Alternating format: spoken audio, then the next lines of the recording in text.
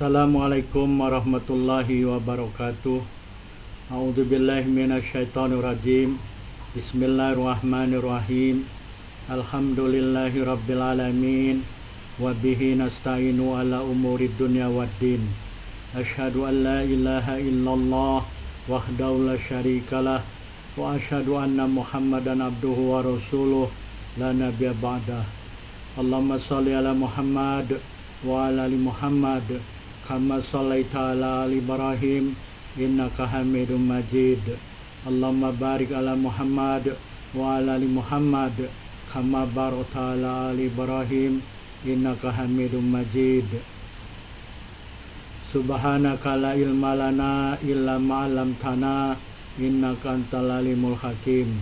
Rabbi shrah li sadri wa yassir li amri wahlul 'uqdatam min lisani yafqahu qawli. Amma ba'. Dalam kesempatan ini saya mengajak dan mengingatkan diri saya sendiri, tuan-puan, bapak ibu, saudara dan saudari, untuk kita saling mengingatkan atau saling berpesan dengan kebenaran yang bersumber dari Al-Quran dan As-Sunnah. Tuan-puan, bapak ibu, saudara dan saudari yang dirahmati Allah Subhanahu wa Ta'ala, kali ini kita membincangkan masalah haid. Mengapa saya membincangkan masalah haid? Jawabannya adalah karena saya mempunyai 5 orang perempuan. Di antara 5 perempuan tersebut, hanya 1 orang saja adalah istri saya, manakala 4 orang yang lain adalah anak-anak perempuan saya, termasuk seorang di antaranya belum haid atau belum baligh. Oleh karena itu, saya mesti mengajarkan ajaran Islam yang berkaitan dengan haid kepada istri dan anak-anak saya, dan sekaligus berkongsi atau share kepada tuan-puan, bapak ibu, saudara dan saudari, walaupun saya tidak mempunyai atau mengalami haid. Apa jawaban tuan-puan, bapak ibu, saudara dan saudari kalau ada suami istri yang bertanya, apakah boleh suami istri berjima atau bersetubuh manakala istrinya sedang haid? Pertanyaan ini juga telah dikemukakan kepada Rasulullah SAW pada 14 abad lebih yang lalu. Jawaban yang diberikan mungkin ada 3, yaitu tidak tahu, boleh atau dilarang atau tidak boleh. Kalau seorang muslim menjawab dengan tidak tahu atau boleh, maka dia mesti belajar lebih lagi dan memahami ajaran Islam dengan lebih baik dan benar. Karena sesungguhnya jawaban yang diberikan Islam untuk perkara ini adalah dilarang dan diharamkan seorang suami berjima dengan istrinya yang sedang haid.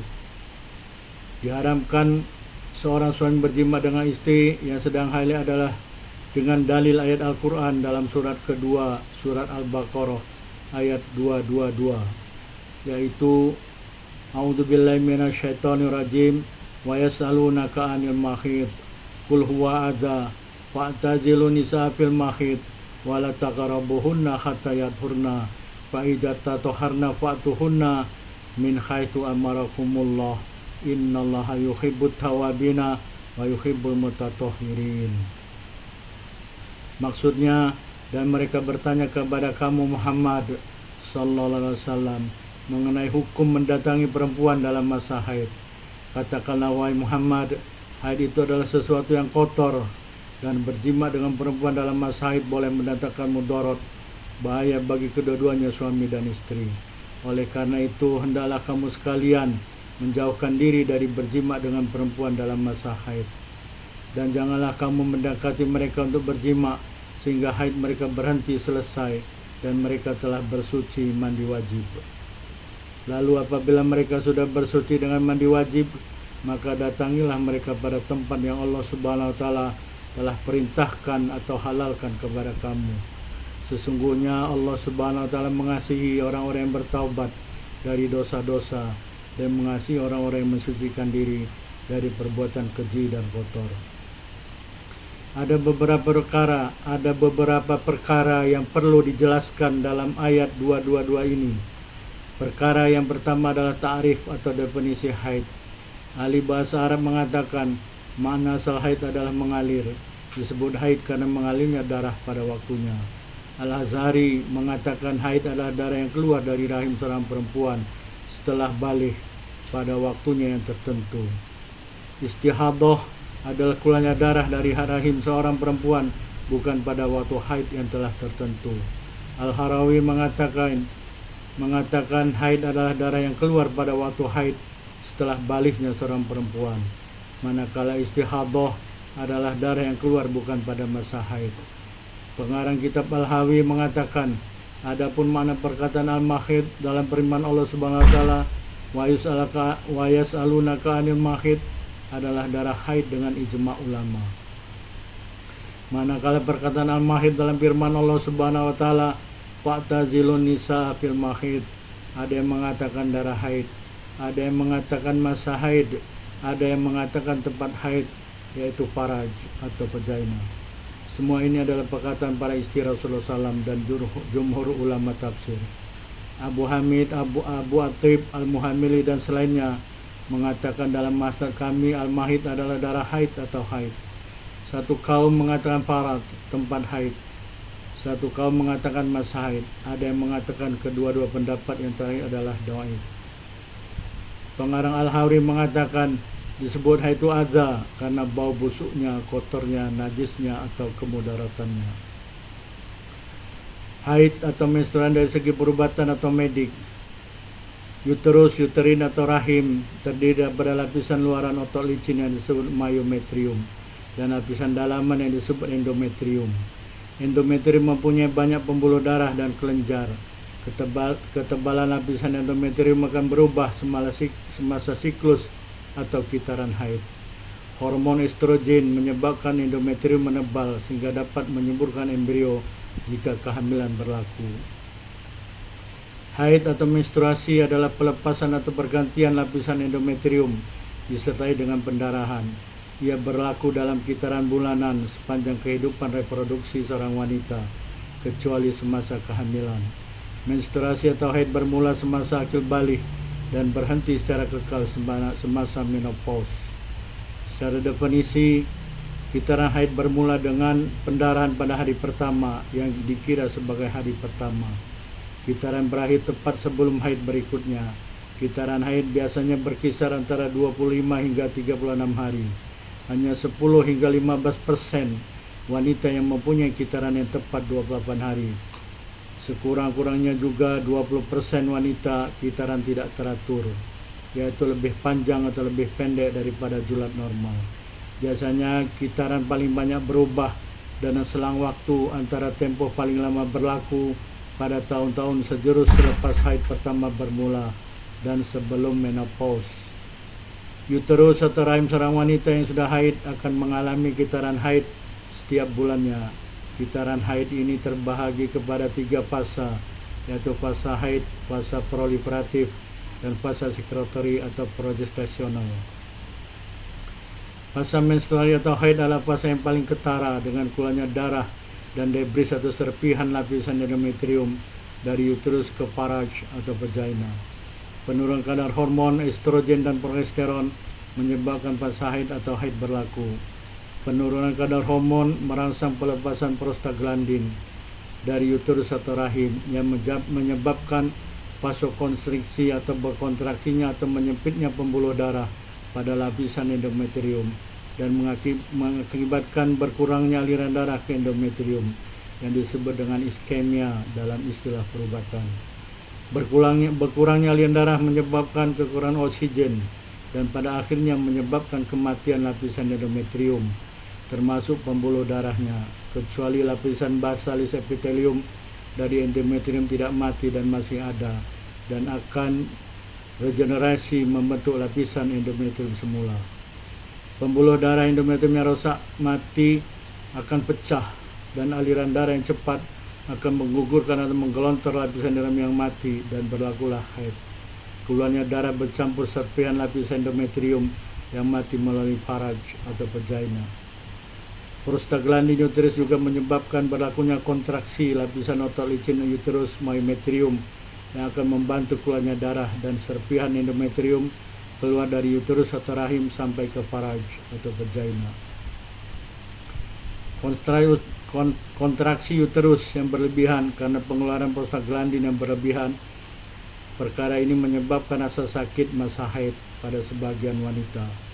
Pada masa haid, ketebalan lapisan endometrium adalah paling tipis, 1 mm, hanya lapisan basalis endometrium yang masih ada. Setelah fase haid, fase proliferasi atau pertumbuhan semula. Fase ini berlaku dengan meningkatnya hormon estrogen, sehingga endometrium akan dibentuk semula. Estrogen akan merangsang pertumbuhan lapisan basalis endometrium untuk membentuk semula sel-sel epitelium, kelenjar, dan pembuluh darah endometrium. Pertumbuhan ini meningkatkan ketebalan endometrium pada fase awal proliferatif menjadi 3-5 mili, dan fase akhir proliferatif menjadi sampai 11 mili. Fase ini berlangsung setelah fase haid sehingga ovulasi. Ovulasi adalah pelepasan ovum dari ovarium. Setelah ovulasi, fase atau prostaglandin berlaku. Corpus luteum akan mengeluarkan progesteron dan estrogen. Progesteron akan menyebabkan endometrium lebih tebal menjadi tisu yang kaya pembuluh darah dan dipenuhi dengan glycogen. Fase ini disebut fase sekretory karena kelenjar endometrium secara aktif mengeluarkan glycogen ke lumen rahim atau uterus untuk makanan awal embrio yang berkembang sebelum ianya terimplantasi pada lapisan endometrium. Kalau kehamilan tidak berlaku, corpus luteum akan mengalami degeneration atau penyusutan, dan fase haid atau meso akan terjadi lagi. Begitulah seterusnya kalau tidak berlaku kehamilan. Perkara selanjutnya yang akan dijelaskan dalam firman Allah dalam surat Al-Baqarah 22 adalah wa yus'alunaka 'anil mahid. Dalam tafsir At-Tabari dikatakan bahwa para sahabat bertanya kepada Rasulullah SAW mengenai haid, karena sesungguhnya mereka sebelum Allah Subhanahu wa taala menjelaskan kepada mereka apa-apa yang diperintahkan Allah Subhanahu wa taala, mereka tidak tinggal dalam satu rumah dengan istri mereka yang haid. Mereka tidak makan dan tidak minum bersama istri mereka dalam satu bekas. Allah Subhanahu wa taala telah memberitahu mereka dengan ayat ini bahwa sungguhnya perkara yang wajib atas mereka pada hari-hari haid istri mereka adalah menjauhkan diri dari berjima dengan mereka sahaja, bukan perkara lain seperti tidur, makan, dan minum bersama mereka. Telah diriwayatkan dari Qatadah bahwa adalah kaum perempuan jahiliyah yang haid tidak tinggal bersama suami mereka dalam satu rumah. Mereka tidak makan bersama suami mereka dalam satu bekas. Lalu Allah Subhanahu wa taala menurunkan ayat ini yang menyebutkan tentang perkara orang perempuan yang haid. Allah Subhanahu wa taala mengharamkan faraj mereka selama haid. Allah Subhanahu wa taala menghalalkan apa-apa selain berjima dengan perempuan haid. Sebagai contoh, perempuan haid boleh memberi warna kepada rambut suami mereka, makan bersama suami mereka, tidur bersama suami mereka pada satu katil selama tidak berjima. Mujahid telah mengatakan bahwa sungguhnya mereka bertanya tentang perkara demikian karena sesungguhnya mereka pada hari-hari haid istri mereka menjauhi, tidak berjima dengan istri mereka pada tempat keluarnya darah. Akan tetapi mereka mendatangi istri mereka pada dubur mereka. Lalu Allah Subhanahu wa taala telah melarang mereka untuk mendekati istri mereka pada hari-hari haid mereka sehingga mereka suci dan mensucikan diri.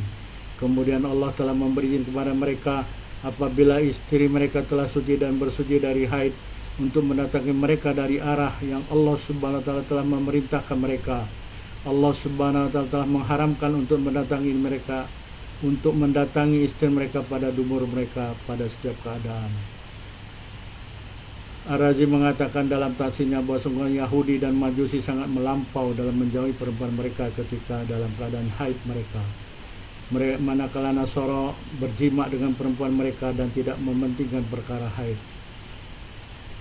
Adapun orang-orang jahiliyah apabila perempuan mereka haid, mereka tidak makan dan tidak minum bersama mereka, tidak tidur bersama mereka dalam satu tempat, dan tidak tinggal bersama mereka dalam satu rumah seperti perbuatan Yahudi dan Majusi. Tatkala ayat 22 surah Al-Baqarah ini turun, orang laki-laki muslim mengambil zahir ayat ini, lalu mereka mengeluarkan perempuan dari rumah. Perkara yang ketiga dalam firman Allah, Qul huwa adza, katakanlah Muhammad kepada orang yang bertanya kepadamu dari sahabat kamu mengenai haid bahwa ia adalah adza. Adza bermakna kotoran karena bau busuknya, kotornya, dan najisnya. Mana adza secara bahasa adalah apa-apa dari sesuatu yang tidak disukai. Perkara yang keempat adalah firman Allah Subhanahu wa taala, fa'tazilu nisaa fil mahid, lalu jauhilah istri kamu pada masa haid, yakni janganlah berjima atau bersetubuh dengan istri kamu pada masa haid mereka. Selanjutnya, hukum fikih mengenai berjima dengan istri yang haid.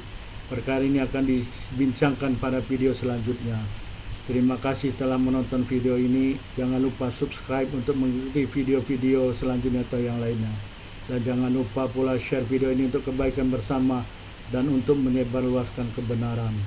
Fastabiqul khairat, berlomba-lombalah dalam berbuat kebaikan. Subhanakallahumma bihamdika asyhadu an la ilaha illa anta wa astaghfiruka wa atubu ilaik. Wabillahi taufiq wal hidayah.